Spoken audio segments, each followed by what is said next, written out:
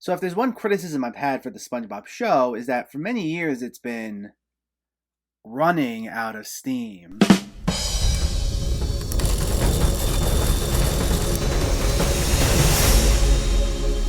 What's going on, everybody? Welcome back to my channel. Today we're talking about a new Paramount Plus release, the SpongeBob movie, Sponge on the Run. I already did a review series of the show as well as the first two movies, and I'll leave a link to the playlist in the description in case you missed any of them. But in the meantime, let me know in the comments below what your thoughts on Sponge on the Run were, if you already saw it, if you were excited for it, if you weren't planning on seeing it, let me know so we can discuss. Also, make sure to hit that thumbs up button if you like these reviews, as it helps me out immensely by getting my channel out there and growing the community. And if you are new here, I hope you consider hitting that subscribe button so you can stay up to date with reviews of new releases, older films, hidden gems, and so much more on a near daily basis. But let's not waste any more time and let's talk about Sponge on the Run. This once again focuses on our title character who, after his beloved snail Gary is kidnapped, embarks on an epic adventure to the lost city of Atlantic City along with his friend Patrick to bring Gary home.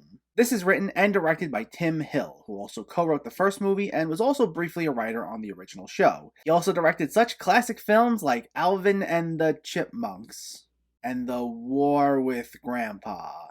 Anyway, this is also the first fully CGI animated SpongeBob feature. They did a little bit of CGI briefly in the second movie with SpongeBob and his friends as superheroes in the real world, but this time everyone and everything is fully CGI. Now, I actually didn't mind the animation here. I know some people were a bit mixed on it, and while I think SpongeBob ultimately works better as a 2D project, for the sake of this movie, it works. It did look really nice, and what the filmmakers seem to be conscious of is making everything feel very detailed so that it can somewhat blend in with the real world at times, but it also doesn't lose sight of the fact that SpongeBob is meant to be very cartoonish, because that's part of the appeal. They don't try to do something in the vein of the Lion King remake, where it was so realistic that characters can't make facial expressions, so you'll still have SpongeBob, Patrick, and everyone else giving us a lot of the same exaggerated reactions and over-the-top gestures and movements that made them so entertaining to watch on TV. But what was nice with the animation, as well as the way some of the scenes were shot, was that it does give the film a very cinematic quality. That was something I felt was lacking in the second movie, which I did like, but to me it felt like a slightly more ambitious extended episode of the show. Both the first movie and this movie felt like grand epic adventures, and here that was partially brought out by the very detailed, vibrant animation. I'd say the first 2/3 of this movie were awesome. While it's by no means something on the exact same level as the first 3 seasons of the show or the first movie, the fact that Tim Hill did briefly write for the show as well as the first movie helped. You have someone who really gets SpongeBob, and he understands the sense of humor and knows exactly what makes him work. And there were some slight flashes of that old magic thrown in there, with some of the bizarre, self-aware throwaway lines that made the show such a smash hit to begin with. For example, there's a moment early on where SpongeBob and Patrick are having a conversation, and they suddenly start speaking as if they were both way smarter than they actually were, with more eloquent vocabularies, and then without skipping a beat,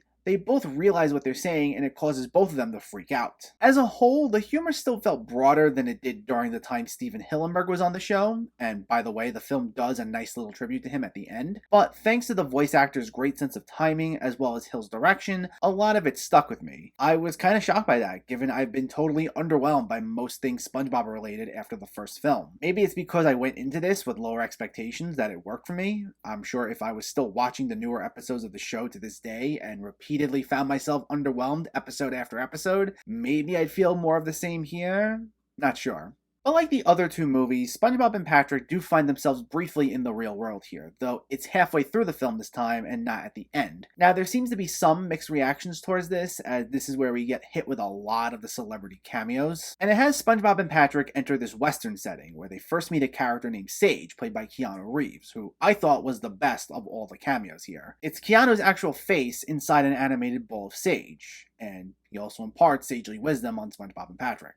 We'll see him sprinkled in throughout the movie, and he'll have a very deadpan delivery almost the entire time, as he either gives the 2 advice, or he berates them for not following his advice. And the dynamic worked well enough, as he was the straight man playing off the more energetic SpongeBob and Patrick. The ways in which he moved I also found to be pretty funny, because he'd sometimes just disappear off one side of the screen, then reappear on the other side of the screen as he talks to SpongeBob. Plus, whenever the ball of sage needed to roll around, we'd see Keanu actually move his face forward, and then it would start rolling. So I thought that worked really nicely. movie. Now, the other cameos during the Western scene, people seem to be really mixed on. And honestly, outside of setting up Keanu Reeves, this whole sequence is mostly pointless, so I get why people might not like it so much. When SpongeBob and Patrick enter the saloon, we get a musical number with a live-action Snoop Dogg leading a group of dancing zombies, and then we meet the zombie leader, played by Danny Trejo. And despite the fact you could have removed this whole sequence with little to no impact felt, I actually thought this was kind of funny. I've said before in my other SpongeBob reviews that mixing live action into SpongeBob's world only works if it lasts up to a couple of minutes at best. And some will argue this sequence overstayed its welcome, and I can get where you're coming from if that's the case. But I think this sequence works a lot better than, say, all the Antonio Banderas stuff in the second movie, because even though this is live action, everyone besides Snoop Dogg is covered in very heavy makeup, and they're supposed to give off this feel as if they're these live action cartoon characters. Plus, most of their time on screen is spent singing and dancing to this very energetic musical number, so it's not like we're getting 5 to 10 minutes of them sitting there and having a normal conversation with SpongeBob and they have to force these very cartoonish mannerisms like they had Banderas do. They're not on screen for much longer after the song's over, so I think if they let it go on for a few minutes more after that, then it would quickly lose steam. But for the way in which they were used here, it worked. Plus, both Danny Trejo and Snoop Dogg's general on-screen personas can be so exaggerated that they can blend in with animated characters a little more seamlessly, so including them specifically also worked. Though they're not the only celebrity cameos we get though. In voiceover roles, we also get Matt Berry as King Poseidon, Reggie Watts as his servant the Chancellor, Tiffany Haddish as an MC in the third act, and most prominently, Aquafina as a robot named Otto, who chauffeurs SpongeBob and Patrick on their journey. I thought everyone was solid, though I'd say Aquafina was the best of these voiceover roles, having to give a very deadpan delivery herself, as Otto takes a lot of commands quite literally. I don't think the film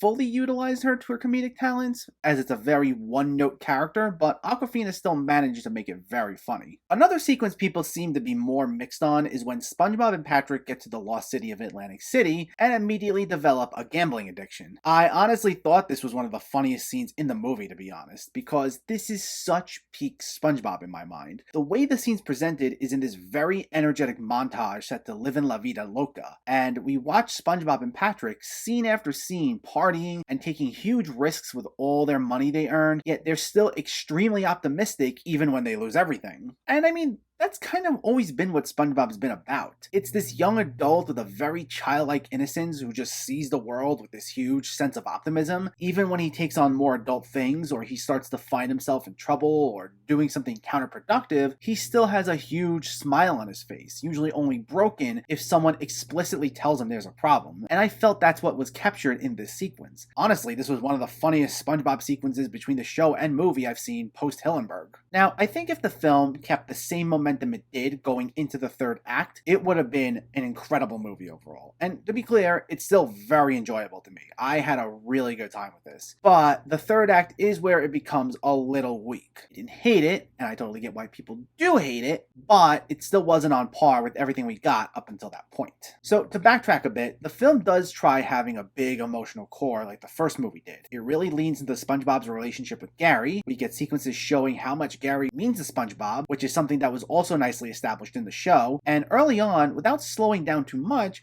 we see how hard it hits SpongeBob when Gary disappears. And that huge sense of emotion comes back around in the third act, but not in as strong of a way. So Plankton was the one who kidnapped Gary and sent him to King Poseidon, where he's being held. And when all that's revealed to the other characters, he joins Sandy, Squidward, and Mr. Krabs, who go to Atlantic City themselves to rescue SpongeBob and Patrick. But then we get this 10-minute sequence where all the characters are together, and everyone starts talking about how much SpongeBob means to them, and then we get flashbacks to the most controversial element of this movie, which is the time they all supposedly first met at this summer camp known as Camp Coral. So these sequences aren't all that good for a number of reasons. One, as a longtime fan of SpongeBob, I did not appreciate how they essentially rewrote what Stephen Hillenburg established, having SpongeBob meet Sandy and Mr. Krabs at this camp, when it was clearly shown he meets them both for the first time in the very first episode. In these flashbacks, Sandy even explains to SpongeBob what air is, which makes no sense since we had a whole episode where SpongeBob almost suffocated himself because he didn't understand what air was. I need it! Two, the interactions among all the characters in these sequences are incredibly toned down compared to how they normally are in the show. Part of why we like SpongeBob is that he's so zany and bizarre. As a kid, the interactions are meant to be cute and sweet, and it's a somewhat more grounded approach to characters who are regularly more off the wall. Tonally, it just doesn't go with anything else in this movie. Honestly, it doesn't even go with anything we got in recent seasons, what little I've seen. And 3, the most egregious offense, is that it was all just clearly a massive advertisement for the new spin-off show that premiered the same day, Camp Coral. The way in which this was structured, with each of the characters recounting anecdotes one at a time, each of them showing us different parts of the camp, it was clearly meant to give us an idea of what this show was going to be like. And it's frustrating because you really did not need these scenes otherwise. I liked what they were ultimately trying to get, because underneath there's a nice message about how important SpongeBob is to everyone and how strong their friendship is. But you didn't need a 10-minute sequence with pointless flashbacks that rewrote characters' histories in order to do that. It was very unnecessary, and it felt very in your face saying, hey, go watch our new show that no one even asked for. A new show, by the way, that looks clearly just for kids, when part of SpongeBob's whole appeal is that he works for all audiences. The only other parts of the third act I also didn't care for were some of the jarring character decisions and the way they easily get redeemed. Like, Plankton set all the events in motion and nearly got SpongeBob killed, yet he gets forgiven way too quickly. And there's another scene where Patrick betrays SpongeBob in the third act, and even though it's partially played as a joke, it's also brushed off way too quickly. Those didn't totally sit right with me, even though they both come and go pretty quickly. Now, all that being said, a lot of people cite the flashbacks in the third act as the main and sometimes only reason as to why the movie as a whole doesn't work. And to be clear, if you really didn't like the movie, you didn't like the movie. I get it. But in the end, despite the fact I just spent a few minutes railing on these flashbacks myself, there's still only 10 minutes, literally 10 minutes of a 90-minute movie. I agree they don't work, and we get way too many of these moments, but it's ultimately only a small part of the movie, and there was so much about it leading up to that moment, as well as what we got after, that actually did work, in my view at least. I completely agree. It was very much a shameless advertisement for a spin-off show we don't want. I did think it slowed down the film's momentum, but to say this one 10-minute sequence, which was not even the final moment of the film, tanked the entire movie for you, to me comes off as a bit unfair. And I say that as someone who's highly critical of the show going on for way longer than it should have. I mean, if you just didn't find everything else about it to be funny to begin with, that's a different story. But for me, because I found the rest of the movie, outside of this one part, to still be both funny and emotional, the flashback served more as a small but very annoying distraction rather than the reason the movie as a whole doesn't work.